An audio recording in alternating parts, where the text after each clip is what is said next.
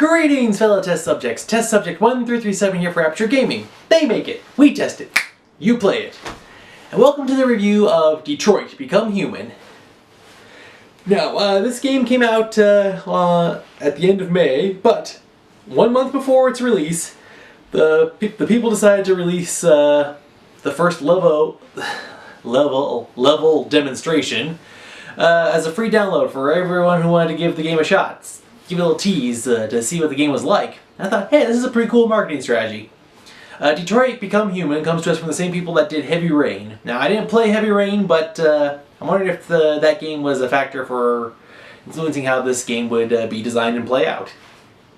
The game takes place in Detroit, and it takes place in the year 2038.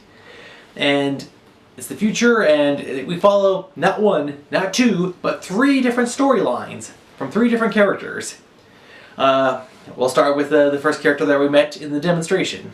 Connor. He is an android sent by the CyberLife people to help the police with various android-related crimes.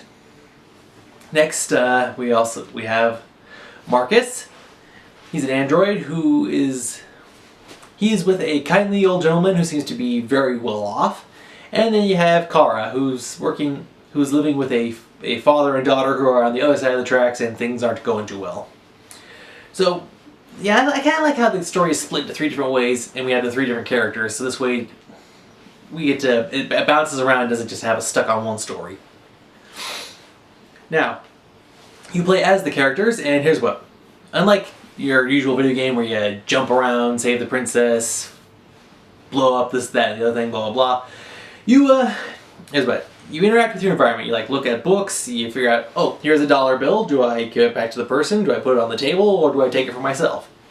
Stuff that you see, stuff that you interact with, stuff that you learn, it affects stuff it actually affects in-game. Yeah, in the game, something you can do in one chapter can then carry over into another chapter, or it'll really affect how the chapter you're playing in plays out. Now, after you complete each chapter, it then shows a tree saying, you did this, then you went to this, that, and the other thing. And you can see the percentage of how many other people who've played the game have also either done choice A, 20%, choice B, 30%, or choice C did 50%. Yeah, so I think it's pretty interesting how it's played out. It kind of reminds me, by finding these things, it unlocks a conversation tree. And it kind of reminds me of LA Noire, where you could learn how this character likes this thing or doesn't like this thing, and by looking at a book. But if you completely miss the book, then the choices are locked, and you don't get the option to use that in your conversation. Overall, the game reminds me of some science fiction-y stuff that I've seen. It reminds me of a little bit of Blade Runner. It reminds me really heavily of I, Robot, the Will Smith film. And if you haven't seen this, I highly recommend you check it out. I'm very reminded of Almost Human. It was a 1-season series that was on Fox. Very good. I wish it went a little longer. Anyway, the game... Alright. Visually, the game is beautiful. Very well done. And there's some... sometimes you'll see a TV screen and it's live footage. It's not like it's stuff that's animated. It is actual real-world, real-life footage. It's pretty cool. And as you play the game, at the end of each chapter, you can unlock points where you can then unlock art, music, and character models. Now, you can, at any point, you can replay a chapter or a segment if you made a mistake or wanted to figure out how something else worked out, but now I've done that twice. I didn't replay a chapter, but I had to restart it from a checkpoint and make sure to fix an area that I kind of did a little goof. Now, the game recommends you don't restart a chapter. It says, play all the way through, and I'm like, yeah, that makes sense. This way you can enjoy the story. And this way, then, you can then see, okay, I tried path A, I wonder what happens if I tried path B.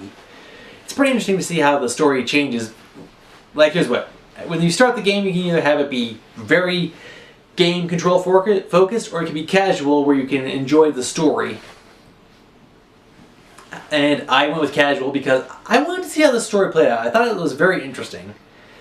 Now, if you're not careful, even though it has 3 stories, if you're not careful, a character could no longer be in the game, and that will heavily affect how the rest of the story plays out.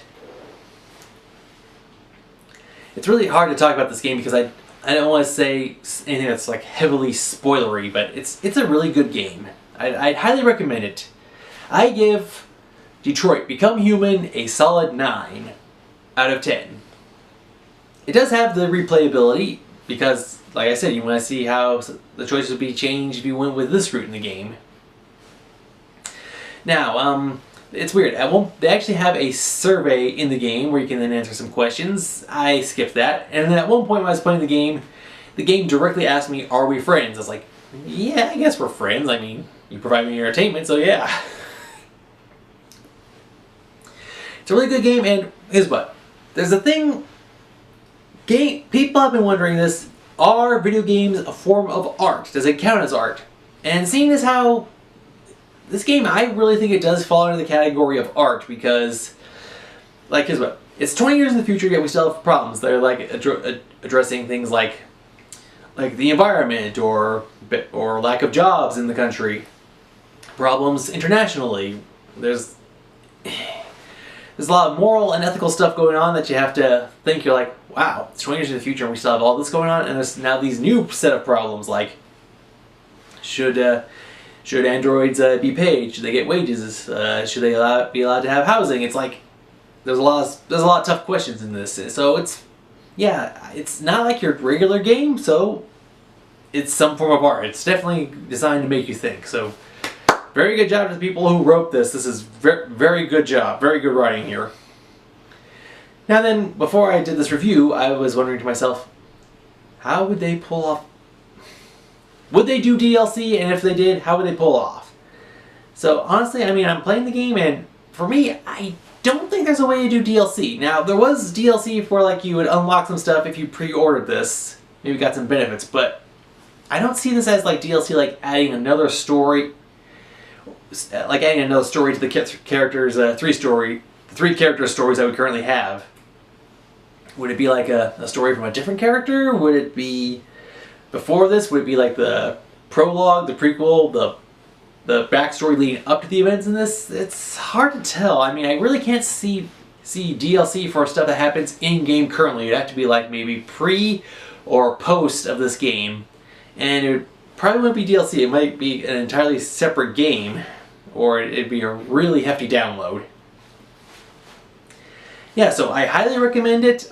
This was on my radar, and I gotta rent it again. I gotta figure out how the story plays out, and then I gotta figure out, okay, what's the best path to take for this? So, is this a rent? Is this a buy? Is this a rent, or is this a pass? I'd say, for me, I'm gonna go with rent because I played it, and I was good. I mean, if you get the story you like, then you did a great job. And then the question is, do you really want to go back and see like the bad story? Like, do you want to see like how, if you really screwed up, like, do you intentionally want to do the bad choices? It's like, I have no idea.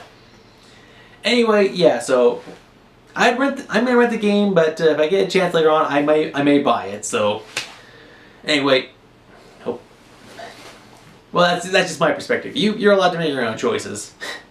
Let's see. Would 20% rent the game and would 70% buy the game? So that means only 10% would skip the game.